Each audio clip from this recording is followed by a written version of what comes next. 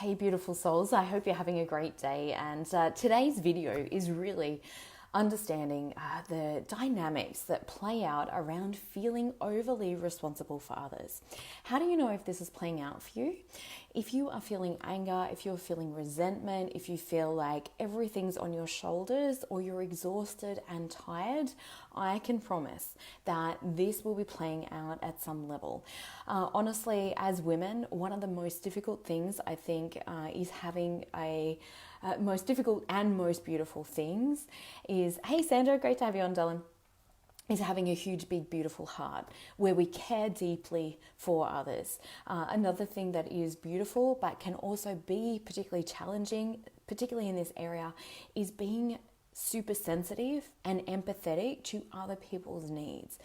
What actually can happen with this is that we can tend to be taught as children through the socialization process of really, being a kind, being a loving, being a gentle human being, and often blurring those lines into being a people pleaser, taking care of others, and not ever wanting to be selfish really puts us in a position where often we can feel responsible for how other people feel.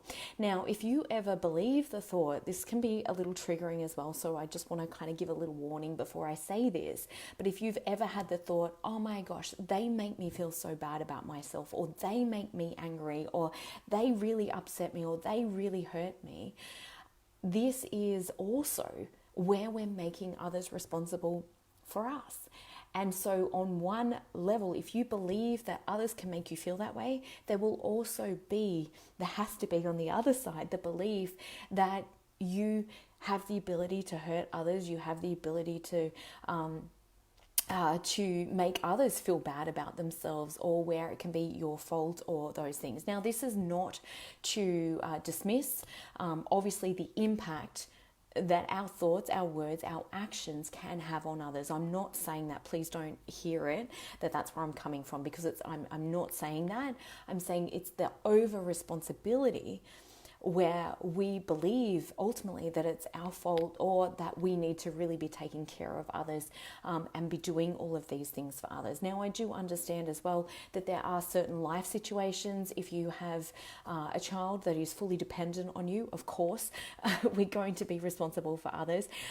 If we have perhaps a loved one that has some form of disability or is dependent on us for their survival, again, I'm not talking about these particular situations. I'm talking about situations where we overgive and where we feel resentful and angry for doing this, and where we feel like we've got to be taking on everybody else's stuff. We've got to be there for everyone all of the time.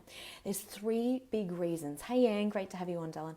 There's three big reasons why this plays out. Number one, like I mentioned, is that, we're really taught to be selfless through the socialization process, to make sure everybody else is okay. That's what being a kind and loving human being is, but often at the peril of our own needs or desires. And this is where we never want to appear to be selfish. So that's where we put our own needs at the very bottom of everybody else's. And it is so critical to remember your needs are not at the bottom of the list. Your needs are just as equally important as everybody else's. But when you put yourself at the bottom of the list, you're now not allowing yourself to remain sustainable in the world. Because remember, we cannot continue to give from an empty bucket. That is burnout on steroids, guys. It's so important to remember.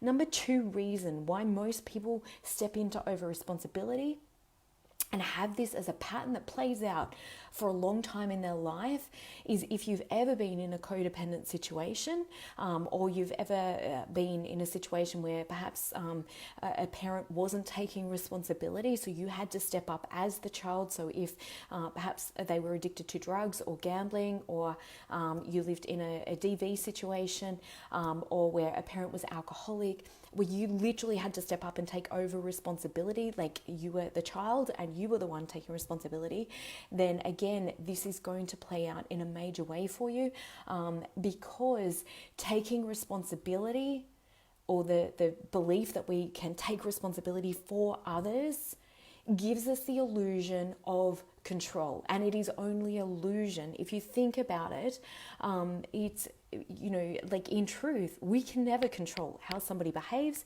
how somebody feels, what's going on for them, what their actions are going to be, what they're thinking every day. We cannot ever do that. But when we feel particularly out of control in our life, because you may feel powerless in a particular situation, by taking over responsibility for that person or for that situation, it will give you the illusion of control, because our number one need as women is to feel safe, secure, and certain. Guess what control gives? It gives us the feeling that everything's going to be okay. And that's essentially what the ego, or what the wounded ego mind is looking for. It always wants to know it's going to be safe, secure, and taken care of. So this is where taking over responsibility gives us the illusion that we actually have control of a situation. But in fact, if you examine this at a deeper level, how do you feel if you believe that you're responsible for how somebody else feels, and they're feeling bad regardless of everything that you're trying to do to help them? It makes you feel even more crazy and even more out of control. It's why this is so important to understand the patterns and the dynamics that play out. Hey Deb, great to have you on. And thirdly, the other reason that we often take over responsibility for others is it gives us, again, the illusion of power and value. As women, it is often tied to our value of how much we take care of others, of how productive we are in the world, of how much we do for others. All of that can unconsciously be tied to our sense of value and our sense of worth as a person. Therefore, if we are not doing all of those things, if we are suddenly allow ourselves not to be totally indispensable, and we step back and want to rest or want to take care of ourselves, and we're no longer there, we can often feel that our sense of value or our sense of worth is lessened. If you've ever gone through empty nest situation and you felt like you totally lost your identity, you totally felt like you weren't wanted, you weren't needed anymore, all of those things, even though they can cause anger and resentment in the system, there can also be a real flip of insecurity or fear that presents when we have that taken away, when we feel that we're no longer needed or wanted. So again, this keeps us trapped in this dynamic where we're not at pure choice of what is or isn't okay for ourselves, and being able to know what our boundaries are, and communicate those effectively with those around us in order to not burn yourself out. As you can see, these are really critical principles to really understand and to know and to question deeply within yourself. Why am I actually doing this? And even that can be a loaded question, because of course, if you care deeply, if you love someone, of course you want to care about them. Of course you want to take care of them. Of course you want to do whatever you can. But if it is at the cost, if it is at your own personal detriment, and it is causing anger and it's causing resentment in your system, then that's what you truly have to evaluate. And again, if it's at the cost of your own needs, your own desires, if you're not living your life because you feel that you've got to be there for everyone else, then that is something that is so important to recognize, because I can promise you, your body will be giving you the messages. You'll be tired, you'll be exhausted, you will potentially have really tight shoulders, where you're carrying that burden or that feeling of responsibility. You will feel trapped. You will not feel free to create what it is that you want in your life, or feel free to go and do the things that you want to do. And often we can be passive aggressive with this. So we'll say, yes, that's fine, that's okay. And underneath you're going, hell no, that is so not okay with me. How dare they do that to me again, right? But that is our responsibility. And by taking over responsibility with other people, often we take under responsibility for our own happiness, for our own well-being, for our own health and vitality, and creating a life that is ours by design. And this is so important, because we've been, taught through a lot of this system and socialization to be the martyr, to be selfless, to be all giving, that, being unconditionally loving, to not having those boundaries, to not understanding what those own personal boundaries are first and foremost for you. And we teach our kids that by perpetuating the programming. And this is what I'm most passionate about because, what do I want for my kids? I want my kids to know that they're free, that they are self-responsible, they create their own life through their thoughts, through their intentions, through their feelings, and through their actions. And I want them to know that, they first and foremost love who they are and love how they're living their life. And they can't do that if they have a mum that's continually being there for everyone else or doing everything for everyone else, and I'm putting my own needs aside. So it's one of the biggest ways that we can step through some of that mum guilt, because I know that that can be really challenging. And I always used to come back to, what do I want for my girls? What do I need to role model as a mother? And that's not leaving, my kids completely defenseless, or, when somebody is truly dependent on you. Again, that's not the message I'm giving. It's when you're being overly responsible, you're stepping in, and in fact, it's disempowering to others. Often because we're wanting to feel significant, we're wanting to feel like the fixer or the rescuer.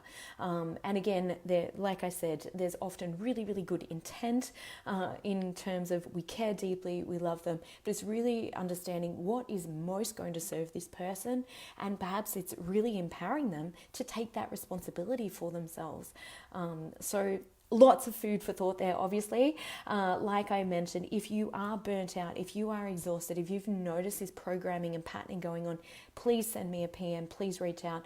Let's have a chat and see if and how I might be able to help you, because often these programming are deep-seated core beliefs and can be very, very heavily attached to our own personal identity, and we kind of can feel a bit lost in letting go of some of these things, but also having clear-cut processes that really help you to let go of these beliefs, to create new healthy boundaries for yourself that really support you in your sustainability in the world. And by sustainability, I mean that you can keep giving, you can keep being loving, but in a way that keeps you going, in a way that feels really, really good for you. And when you're living and giving from that place, it truly actually fills the well, and it feels so much better when you're giving from the overflow from the bucket, because you've allowed yourself to take care of you first, and to love yourself enough to know that your needs, your desires, how you're wanting to live your life